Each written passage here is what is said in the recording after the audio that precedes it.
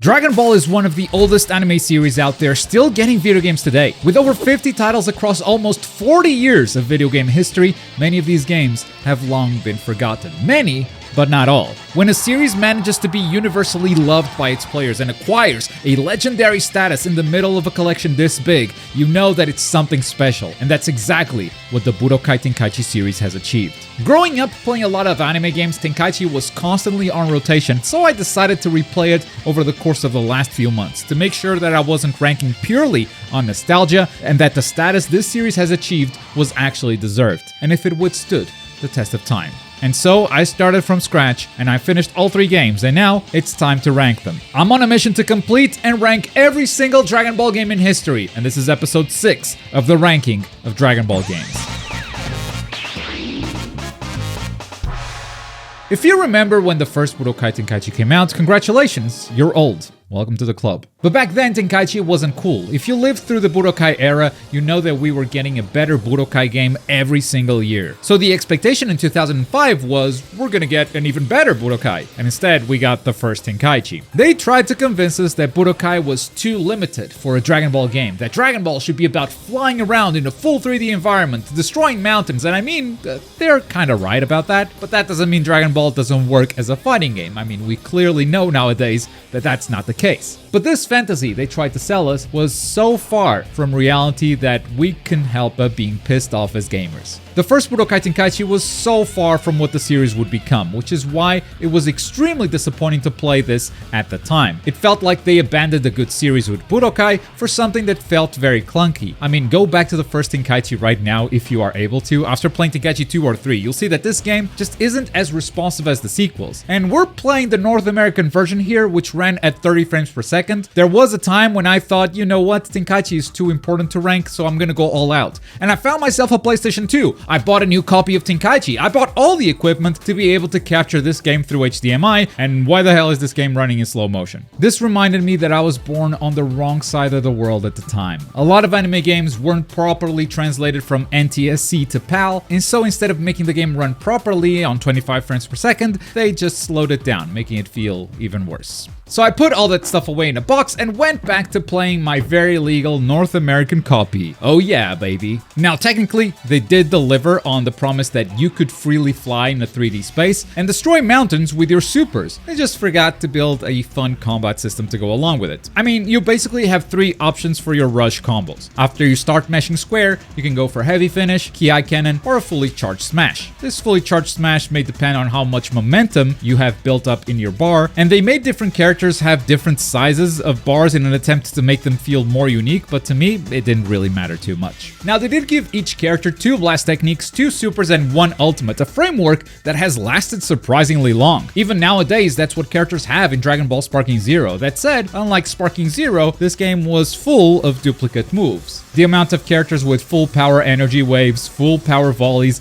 and high-speed rushes was way higher than you would expect. These moves are often reserved for characters without a big presence in the show, the kind of move that you just give a character because you don't know what else to give them. But in Tenkaichi, this felt like the default. I mean, around the Buu saga, it feels like they just gave up on making movesets. If you're looking for some signature moves, more often than not, you just won't find them.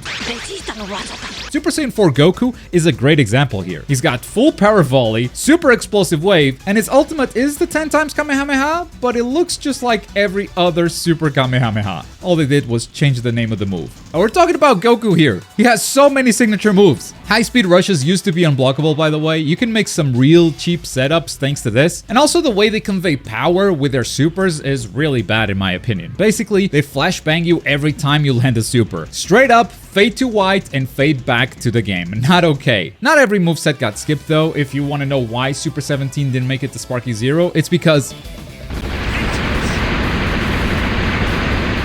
That's enough! But perhaps the biggest downgrade from Budokai 3 was the fact that now characters cannot transform mid-battle. The game had a pretty impressive roster. It had 90 playable characters if you count all of their forms, even though a lot of these characters just feel like skins, honestly. Their moveset is pretty similar. But not being able to transform, I mean, they tried to sell us a game that feels more like Dragon Ball, and you're not even able to transform mid-battle. This is what we lost Budokai for? That said, the story mode wasn't nearly as bad as I remembered it. There's a lot of voice acting and a lot of cutscene work, even if a lot of the cutscenes before and after the battle feature very minimal animation. For a game with so many rushed movesets, I thought this would be something they would skip for sure, but no, they even have small voice lines in case you lose an encounter that you weren't supposed to lose. Like, the villains will actually brag about defeating you. And I like the machinimas they made at the start and at the end of each saga. These were made using animations that are present in-game, so technically you could recreate these cutscenes yourself if you wanted to. So you can see them flexing a lot of creativity trying to pull this stuff off. Plus, this game actually has a lot of what-if sagas. The writing isn't very strong, it's mostly what if the villains won. But there are a couple of funny ones, like Chaozu fighting Goldo on Namek and saying that he smells, or everyone who loses the cell thinking they don't deserve to live, like every single one. But still, you can feel that there are a lot of moments that were rushed, even in story mode. I mean, there's no Super Saiyan cutscene. The machinima kinda recreates it, but as you are playing, it's just here you go, he's yellow now. Teen Gohan does not have the father-son Kamehameha, his ultimate is just a super Kamehameha, but when he defeats Cell, that's the pose he's doing. Like, they actually thought they would have the time to give him that move, and then they had to cut it. That's what this feels like.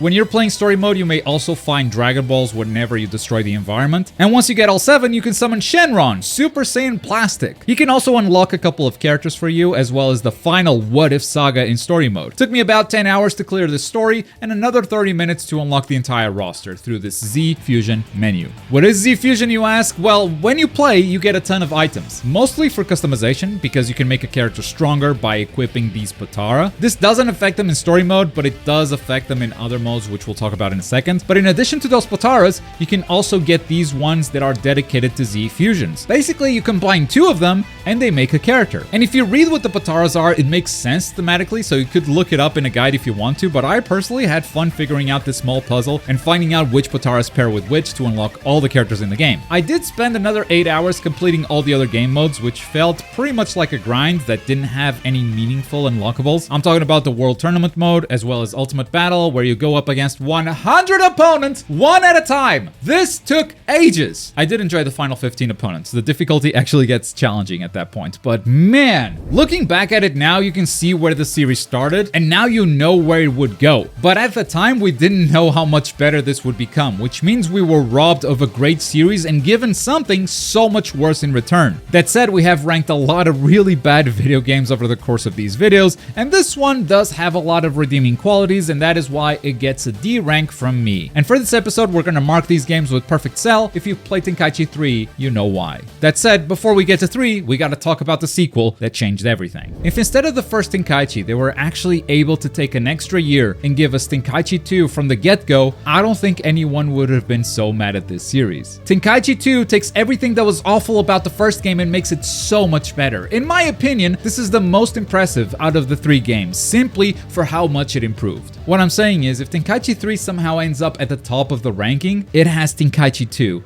to thank for that. First of all, the combo system. It added so many options, so many new ways to extend and follow up combos. It really amplified player expression and gave us a combat system that was actually satisfying to learn and master over time. No longer did we have those blocks next to the map telling us how much we could charge our smash attack. Instead, they implemented a momentum system where the more you hit your opponent, the faster your charge attacks will charge. We got a ton more unique moves for the entire cast, which is now a lot bigger with 129 characters. The Wii version got a few bonus ones, but I didn't play that. There are still some generic moves, the full power energy waves and high speed rushes didn't disappear, but they were a lot less common now. Besides, they went so hard with some moves and how unique they are that they actually had to backtrack that for Tenkaichi 3. For instance, in this game, Goku can charge up a Spirit Bomb up to 3 times, and you can physically see that Spirit Bomb up in the sky. It gets bigger every time you charge it, and yeah, they removed this for Tenkaichi 3. Big supers like this can now destroy the stage, causing a stage transition, and it wasn't just supers that were unique to each character. They added a lot more charged Ki Blast types, and of course,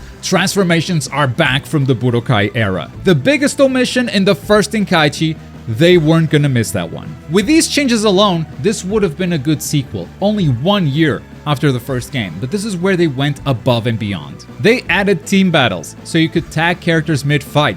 They added different lock-on types. Depending on the character you had, they would find or lose a character faster than others. They added non-flying characters who slowly fall back down to the ground if they are hovering. They added 5-way blocking. You had to read which direction a charged attack was coming from and block the attack from that direction. This was actually a bit much for me. I'm glad they reduced this for Tenkaichi 3. And honestly, there are probably a ton of other changes that I'm missing, but you get the idea. Tenkaichi 2 nailed everything that the first game failed at, and that included story mode. They added a feature that players had not seen since the Budokai days, and that was free roaming. Now, this was mostly used to simply go from battle to battle, but in between fights, you could find optional challenges, which would unlock new customization items or new characters to help you tackle the battles ahead. For instance, you can find Yamcha during Dragon Ball GT to help you defeat Sin Shinron.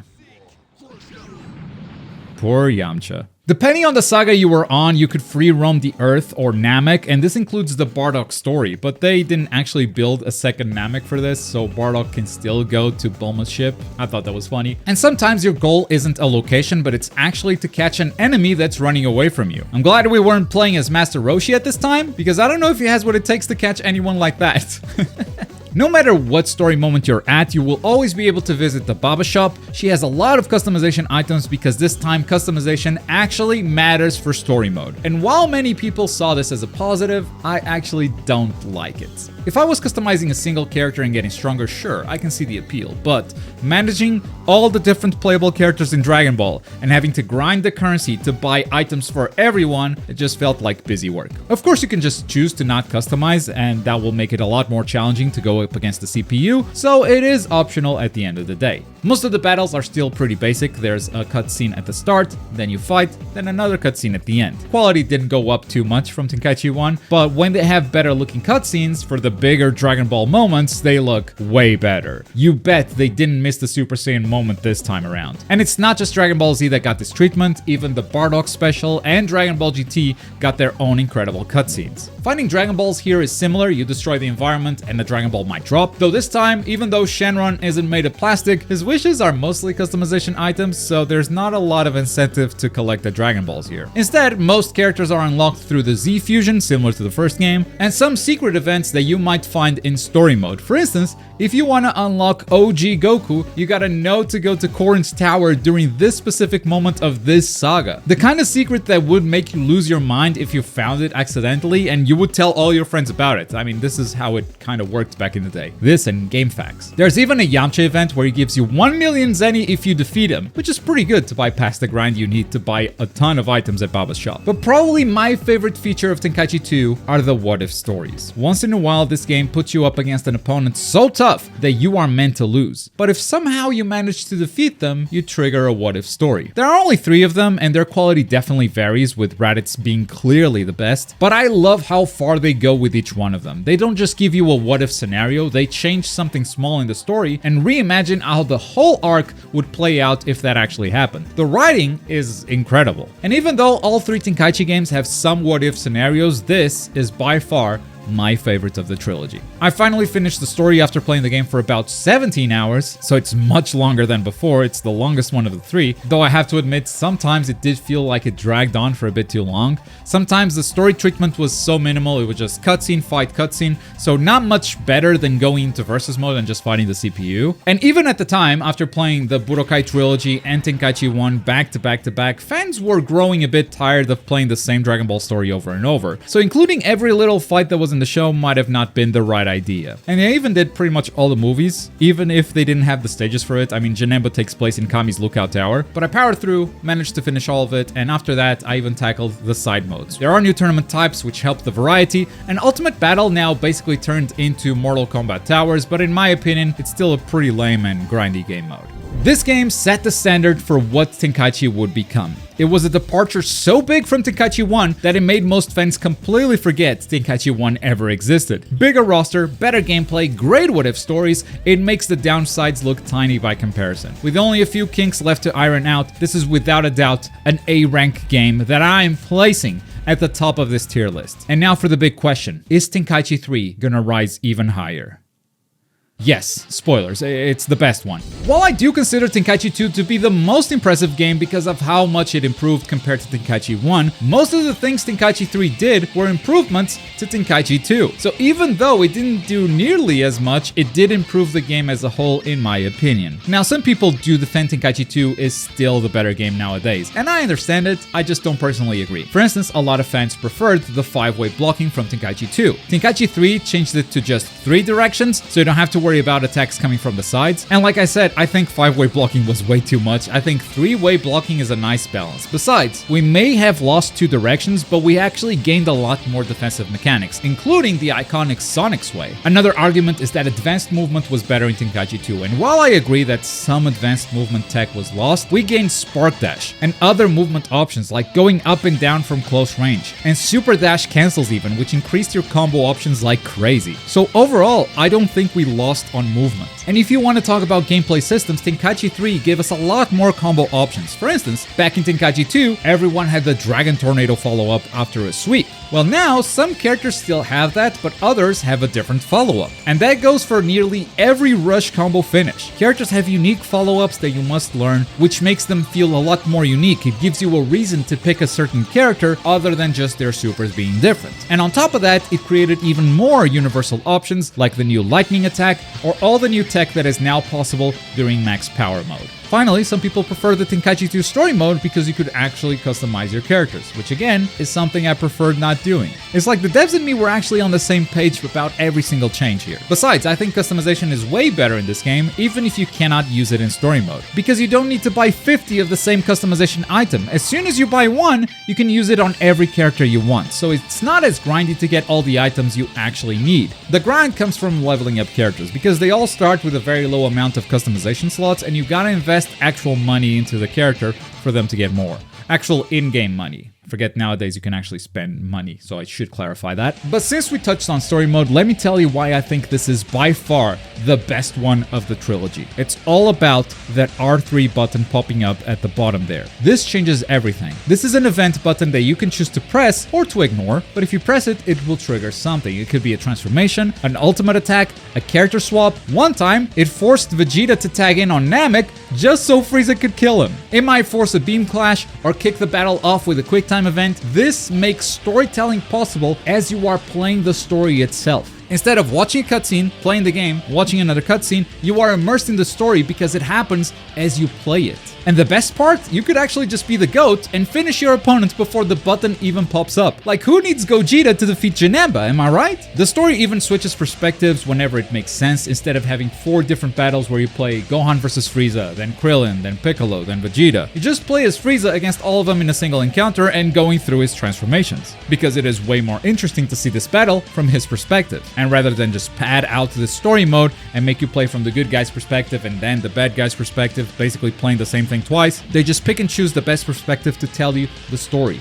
That said, the story is very much abridged and much shorter than before. The Saiyan Saga, for instance, is just 3 battles. I finished the whole story in about 7 hours, which is less than half the Tenkaichi 2 time, but the thing is, a lot happens in each one of these encounters. There are no filler fights at all, and like I said before, at this point, we had all played the Dragon Ball story so many times. This abridged approach was actually a welcome change. They did get rid of the free roaming. I know a lot of you care about the free roaming. There are no extra activities here, no secrets to find, no secret fights to unlock new characters, and no hidden what-if stories. That's the one thing I miss, but it's a small downside compared to how dynamic each mission has become. And the game does have what-ifs, but you just unlock them normally. Now, like I said, I think Tenkaichi 2 had the best what-ifs because they covered the entire sagas and reimagined them, starting from a point of a very small event happening differently. In Tenkaichi 3, this feels less like a saga and more like a what-if episode. It's something very contained, and it's not like there was a small change in history. I mean, one of them is about Android 16 going back in time to kill Goku as a child. That's a pretty big change, but that doesn't mean that there isn't good stuff here. My favorite is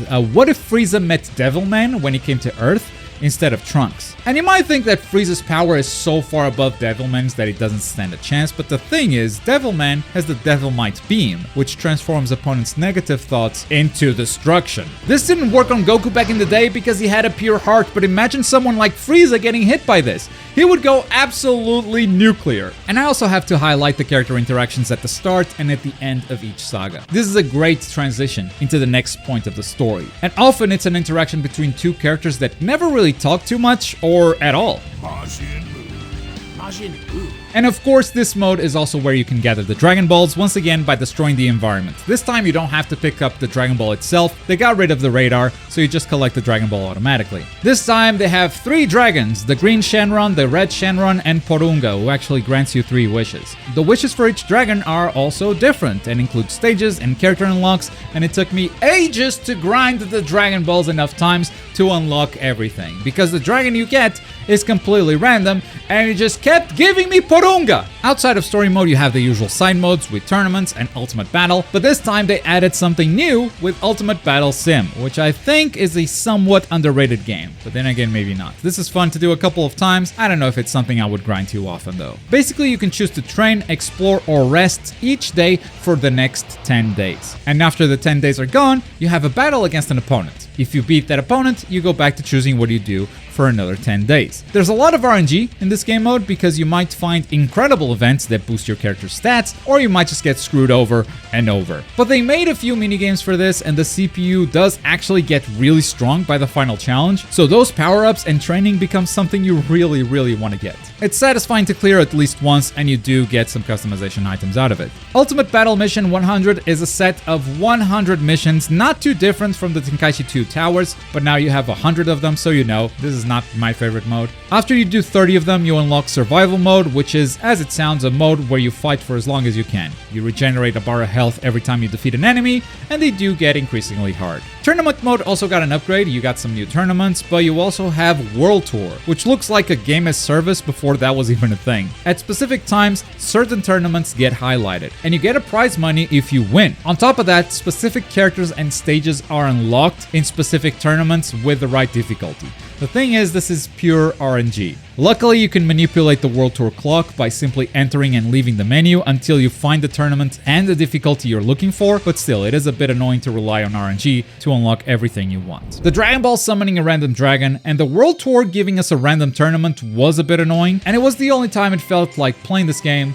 was actually a drag. Outside of that, the combat upgrades made the game so much fun to learn and master, especially since they made each character even more unique, and this story mode is simply one of the best ever made in any Dragon Ball game. This is easily my #1 game in the rankings so far, and honestly, it might stay up there for a while. There are a lot more Tenkaichi games to check out, including Raging Blast and now Sparking Zero as well, but we're gonna take a break from Tenkaichi for the next episode. I feel like going back and playing some of the weirder Dragon Ball games, ones that, unlike Tenkaichi, I've never played before, so I'm always excited to try them out and learn how they play. And then I play them and I'm not as excited anymore. These ranking episodes do take a long time since I have to complete the games before ranking them, so please be patient, it might take a while before I do the next one, but I would be lying if I said that I didn't like that you guys literally ask me all the time when the next episode is coming. It means that you love the series, and even though it's quite the mission, I do intend on seeing it through. But if you've missed any of the previous episodes, you can find them all in this playlist right here.